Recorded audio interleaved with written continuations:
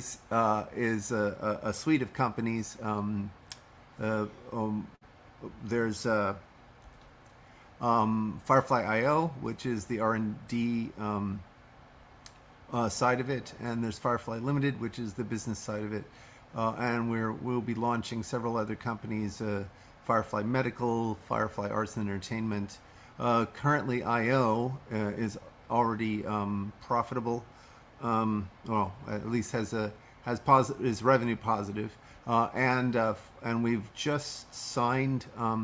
We're now a global partner with one of the largest systems integrators in the world. That's Tata. We're also now engaged with Memorial Sloan Kettering and in talks with the U.S. Department of Veteran Affairs as well as the Library of Congress. What do we do? Well, we are, by all measures, the most scalable blockchain platform on the planet. What do I mean by that? I mean very, very specific things. The blockchain, as it is currently known, so for example, Bitcoin, Ethereum, and others, they get slower as you add hardware. But we've been scaling software by adding hardware for the last 50 years. Firefly uses a best-of-breed model of concurrency to solve those issues. So Robin Milner won the Turing Award for a model of concurrent computing called the pi calculus. I found a small bug in the pi calculus and fixed it. When you fix it, you get something called the rho calculus. And Firefly's execution engine, both for its smart contracting language as well as for its storage, is built on the rho calculus. It is a high-performance implementation of the rho calculus. Another way to understand this without going into those details is, and this is what gets us into Fortune 100 companies, into the door. The crash fault tolerant networks like AWS, Google, Google Cloud, Azure, they scale, but it's very, very clear that they're not secure. Like, for example, just in 2025, Jaguar Land Rover and Marks and Spencer were both hacked. And they were hacked so badly that they had to be propped up by the UK government. And the way those hacks occur is because is through what is known as authority escalation. So think of nefarious Bob taking innocent Alice out for drinks and over the course of the conversation wheedling a password out of her. So even if Alice's overall authority on the network is very low, Bob can squat on the network through Alice's password and go through a series of exploits which allow Bob to ultimately get root password on one of the machines on the network, at which point Bob owns the network. Right? This happens over and over and over again. And that's why chief information officers and chief security officers in Fortune 100 companies are sweating bullets. By comparison, the Byzantine fault-tolerant networks like Bitcoin, Ethereum, Solana, etc., they don't have an authority escalation path, right? So if we rerun our scenario and Bob gets Alice's private key to her Bitcoin wallet, he gets all of her Bitcoin, but he can't take over the network. Right, so it's a very different security model. However, as we just discussed, those networks don't scale. So throughput is definitely a problem. As you add nodes, you don't improve performance. So as of 2021, Firefly was getting about 1,000 transactions per second per node in the network per processor. So what that means is if you need 10,000 transactions per second, you have to have a network of at least 10 nodes, and each node has to have 10 CPUs, right? To go beyond that, for example, if you want 100,000 transactions per second, you need a network of at least 100 nodes. Each node has to have at least 100 CPUs. And since 2025, Firefly's performance has only been improving, right? So that's what gets us in the door. However, what they stay for is the programmability, the searchability, and other kind of things. So what we've been finding is, as we approach the market, it's not just about those kinds of features. So let's talk a little bit about what this means in regulated markets, for example. So in regulated markets, you need you need an audit trail, and in addition to this audit trail, you need to be able to attenuate access, right? So our security model, which is built again on the row calculus, which is fundamentally an object capabilities model, and realized in Rolang, our smart contracting language. So that is fundamentally an object capabilities model. So if you have a channel to talk to a service, that's what gets you access to that service. If you don't have that channel, those channels are basically unguessable, and Rolang offers the ability to make them unforgeable as well. So that gives you the first layer of security. But then we view the tokens as a way to amplify or attenuate that. So just because you have the channel, so think about it like a channel. So in the case of blockchain, a channel could be thought of as an address on the chain, but it covers lots of other things. It can also be a file handle. It can be a URL. It can be lots of other resources. If you have the channel, the thing on the other side of that channel may or may not engage with you, depending on whether or not you offer the correct kind of token.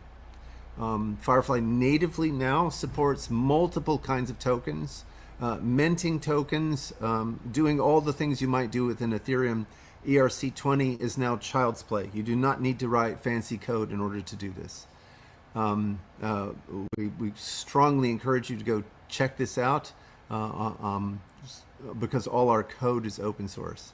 So over and above that, there's another piece of the puzzle which lines up with this idea of formally verified code, right? So beyond the fact that we have both object capabilities, and those are amplified or attenuated by tokens, we have another capability which has to do with being able to stop things, stop incorrect behavior even at compile time. So even before you deploy anything, right? So we have a suite of technologies built on a family of algorithms called OSLF, Operational Semantics and Logical Form, that allows us to it's more complicated than what I'm about to say, but I'll say the simplified version. It allows us to express safety, liveness, and security properties. So what do I mean by that? So liveness would be, for example, the code doesn't deadlock. So in a setting where you actually have concurrent behavior, where process A can be engaging with process B, you can get these kind of deadly embraces where process A is waiting on something from process B, while process B is hang on a second. We have a demo ready. And I need to send the Zoom link over to my engineers. We weren't sure if we were going to have this because they've been working on stuff for clients. So just one second here.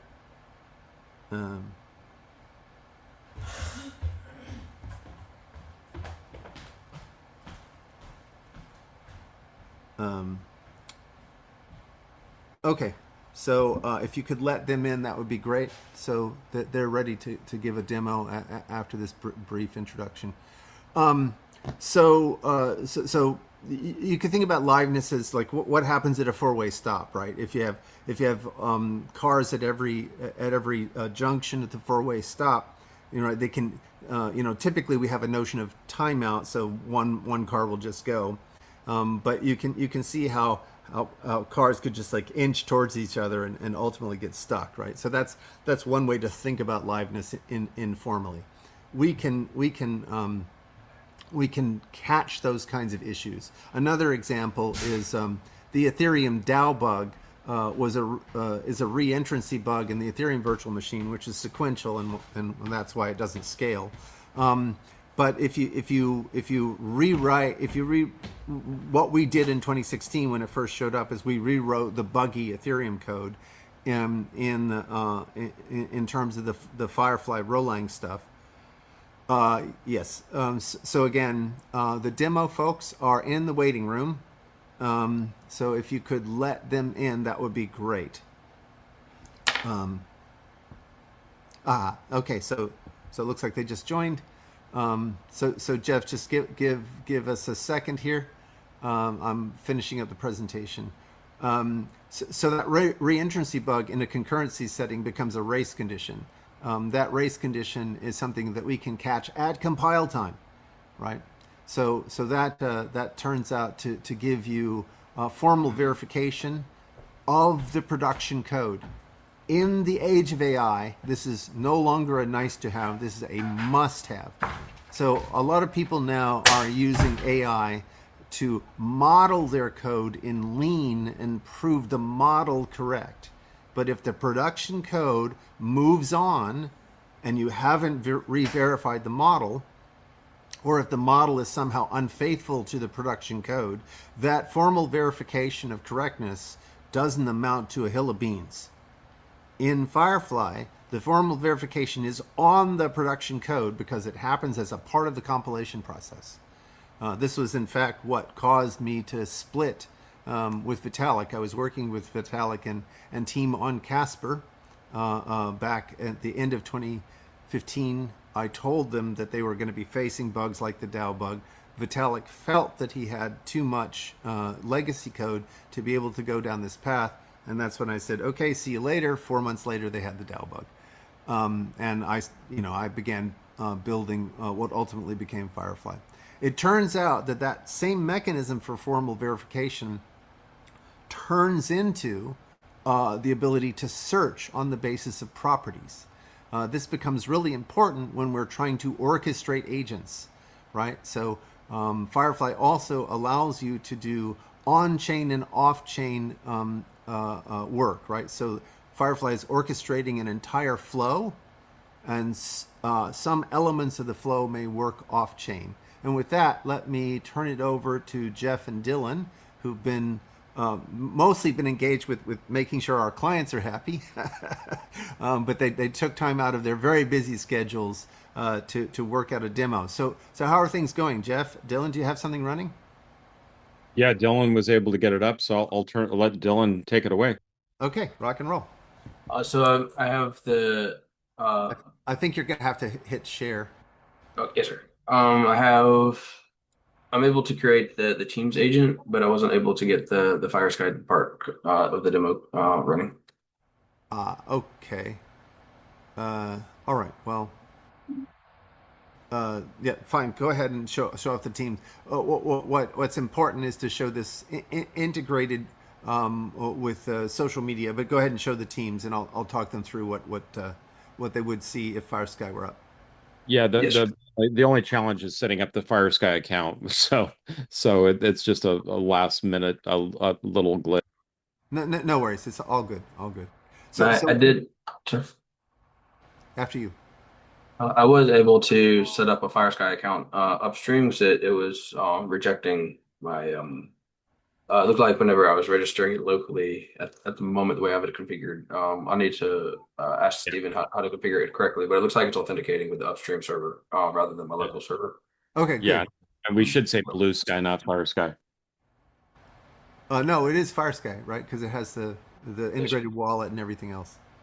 Yeah, but All I right. mean, we were going to show off the Blue Sky integration. That's what I was referring to. Oh yeah, yeah, got it, got it. Yes, yes, yeah. So Uh, while Dylan is going on, let me give you a little bit of a little bit of background. So to show off the throughput of Firefly, one of the things we've done is we ripped out the back end of Blue Sky, which is the Jack Dorsey's iteration on Twitter.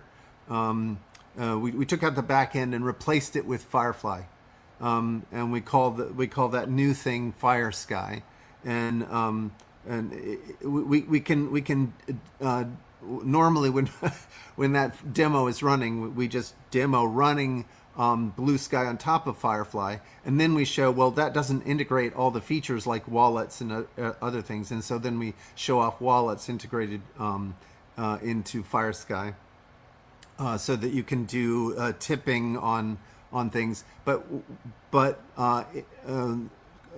companion to FireSky is the ability to describe flows amongst. So there you go. There's FireSky actually running. So I've created an account upstream. I'll see if it lets me authenticate. Okay.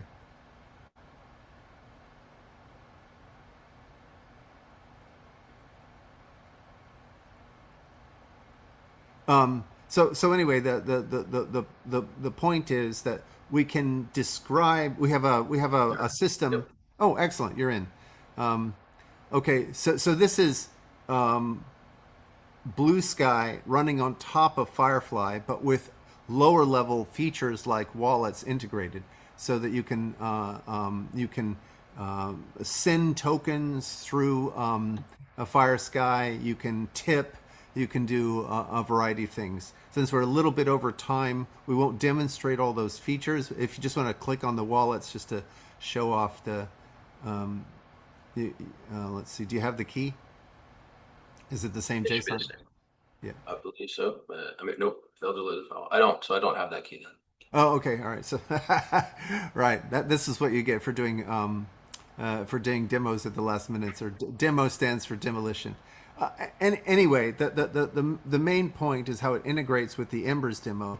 So if you want to go back over to the Embers screen, that would be great. And then, are you able to? So what he's doing now is to draw a simple flow. Can you do the full flow with the text to image and text to speech, or not? So the text to image model, it depends on an Oh, LLM server that a I don't have couple access to. local models. Yeah, got it. Yes, sir. Okay, right. So this one, the text model reaches out to ChatGPT. So I've set up the API key for that, which is how I'm getting the response here. So what it's doing is I'll go back and I'll recreate a new one with the explanation of what I'm doing. All right. So this one, let's call this one demo 3 for now. So this is creating a Teams demo. So I'm going to feed the input, which we'll get from the text at the moment. I'm going to run it to ChatGPT to get a textual response, and then I'm going to take that and then print the response. So this is the deploy container. So now when we go to deploy,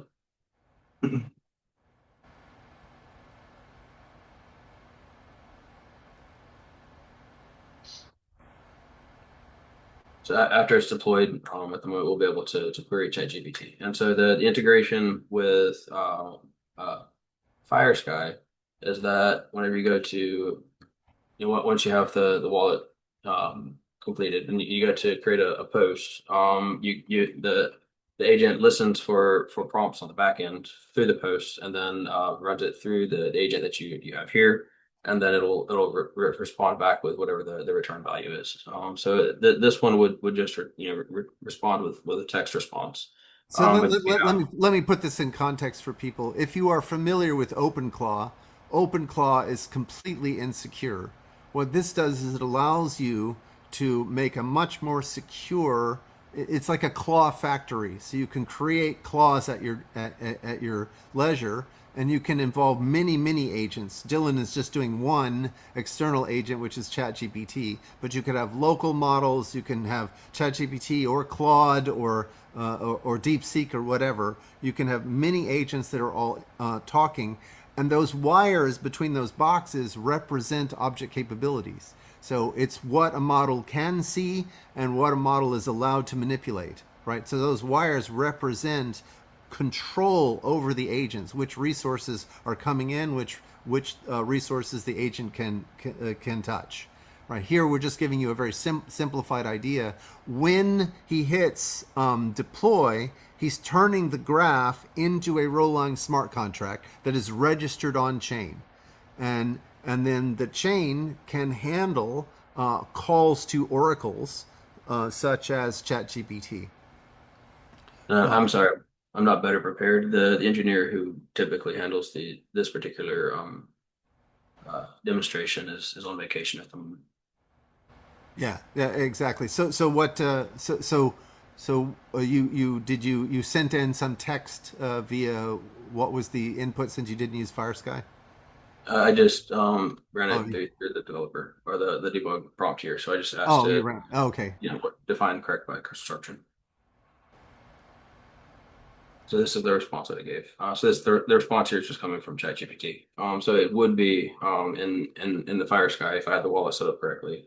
right. Then you would send On your own special feed, message. you would on your own you register the little flow as a user. So when you hit publish, that flow becomes a user, and then you tag the user with your query, and then that goes out just like with a claw, right? You can the tag goes out to that collection of agents, and they do whatever processing is required and comes back. So again, apologies that the demo is in pieces right now, but largely we've been focused on ASI chain, for example, is the Artificial Superintelligence Alliance's new chain, which is built on top of Firefly. So Jeff and Dylan have been largely focused on making sure that their launch goes great, and the guy Steven, who normally does these demos, is away on vacation. So we just pulled this together at the very last minute. So I appreciate it, Dylan and Jeff. Let me just move on to the conclusion of the talk and hand things over to Ralph. So let me go back to share. There we go. Zoom, share desktop, and go here, and then hit view full screen. All right. So what we find is that in regulated industries such as biotech, medical, and fintech, you absolutely need all of these features, right? So you have to be able to scale, or you can't. Like in biotech, genomic data, high throughput screening, all of that stuff requires massive throughput. When you're dealing in medical, for example, if you're just moving along radiology reports, which is the kind of thing we're doing for MSK, you have to be able to have large throughput. And we are talking about storing this kind of data directly on chain and delivering it from chain. It's not that we store hashes and then link out to external sources which are behind a firewall. This data is going directly on chain. Again, as I said, you need this capability gates on top of each of these flows.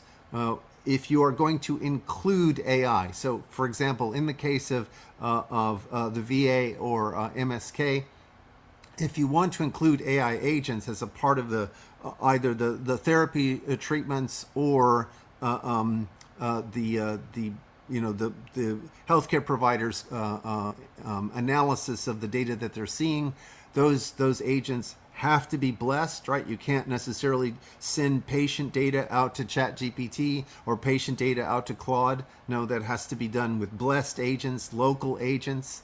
And so being able to securely orchestrate agents is absolutely critical.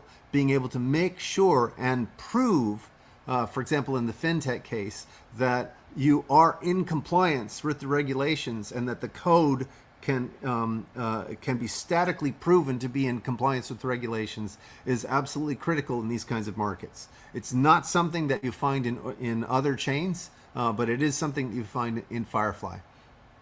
That said, we are very interested in approaching the market in a very disciplined fashion. So our argument is that you approach the market starting with the non risky, or let me put it a different way. You segment the market in terms of transaction volume to risk, right? So, for example, in music, right? For example, Spotify. If Spotify drops a song on the floor, nobody dies. If you try to go into logistics and you get a pallet of drugs to the wrong place, at the wrong time, people die. So, but we've learned this lesson from Web 2, right? So Google rolled out Gmail. Well, first they rolled out their search page. Nobody died if it gave you the wrong link, right? Once that worked at scale, so you shook out all the bugs of serving millions and millions of live concurrent users, then you can sort of ramp up the risk. And that's what they did with Gmail. Again, nobody really dies if an email doesn't make it, right? And so after you've shaken the bugs out of delivering a system like that, which adds a lot more read and write kinds of transactions on top of the I'm feeling lucky page, then you find that you've shaken out those kinds of bugs and you can go after the next level of risk. So Firefly has been doing that over the last several years. What it also does is it allows you to go after 2 orders of magnitude reduction in terms of the cost per head and user adoption, right? So, for example, again in the music sector, the fastest growing part of that market is the small to medium artist. If you have 10 such artists with an audience of just 1 million, if you assume that there's no overlap in those audiences, then that's roughly 10 million users that you can bring to a platform like this. So your spend on user acquisition, like let's compare that. Facebook was spending $50 a head on user acquisition. So their first 1 million users cost Facebook $50 million. The next generation, WhatsApp, spent $19 a head on user acquisition. So their first 1 million users cost them roughly $20 million. By comparison, if you go after 10 such musicians, right, you get 10 million users. That allows you to reduce your user acquisition, by 2 orders of magnitude. If in addition to that, you consider the transaction load, right? So if you assume just 10 songs per month, right? That's 100 million transactions per month. That's nothing. Like the Bitcoin network, for example, does not do 100 million transactions per month, right? The Bitcoin and Ethereum and Solana transaction throughput combined doesn't mount to a hill of beans by comparison to those kinds of markets. So Firefly is aimed at those kinds of payloads and those kinds of markets. So this is our team. Stephen Alexander is the CEO of the parent company, Firefly Industries. I'm the CEO of Firefly IO and the Chief Science Officer for Firefly Industries. We also have Nicholas Riddle, who's our partner management, Ralph Benko, who's General Counsel and Chief Marketer, Mike Stay, the very famous Mike Stay of the Rosetta Stone paper, with John Bias. He's our Director of Research. Hannah Adams is Creative Director at Firefly IO. You just heard from Jeff, who's our Chief Product Officer, Dylan, who's one of our lead developers, and Lilia Rousseau, who is doing our business development and coordination. So with that, let me stop and see if there are any questions from the audience.